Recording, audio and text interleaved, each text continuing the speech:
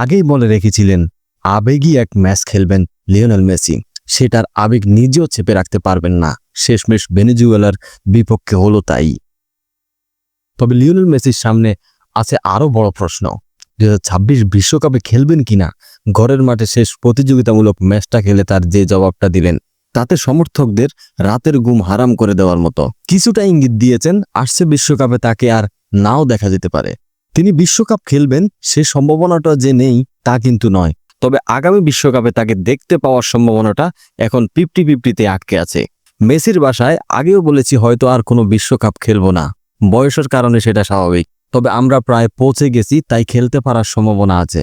এখনই কোনো সিদ্ধান্ত নিচ্ছেন না সেটাও জানালেন তিনি। তার কারণ আর কিছু নয়, তার শরীর, বয়স এখন 38, অন্য যে কোনো সময়ের চেয়ে তার শরীরটা কম সায় দিচ্ছে তার ইচ্ছা মতো।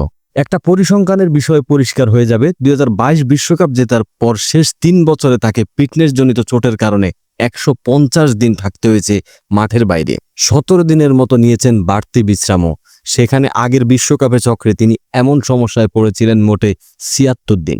বিশ্বকাপের আগে মেসি আরও অনেকগুলো ধাপ দেখছেন, এখন তিনি মনোযোগ দেবেন সেগুলোতে। তিনি বলেন, প্রতিটা ম্যাচ ধরে ধরে খেলে আমি মৌসুমটা শেষ করতে চাই।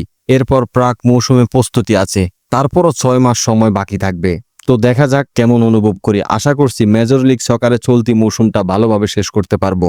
এরপর 2026 সালে একটা ভালো প্রাক মৌসুমের প্রস্তুতি নিতে পারবো, তারপর না হয় সিদ্ধান্ত নেওয়া যাবে। আর্জেন্টিনার সর্বোচ্চ গোলদাতা ও সর্বাধিক ম্যাচ খেলা খেলোয়াড় মেসি 2006 সালে মাত্র 18 বছর বয়সে প্রথম বিশ্বকাপ খেলেন। 2014 সালের ফাইনালে ব্যথা পেরিয়ে অবশেষে 2022 কাতার বিশ্বকাপে তিনি স্বপ্নের শিরোপা দেখা পান। তবে 2026 বিশ্বকাপে খেলবেন কিনা তা নিয়ে এখনও কোনো সিদ্ধান্ত নেননি তিনি।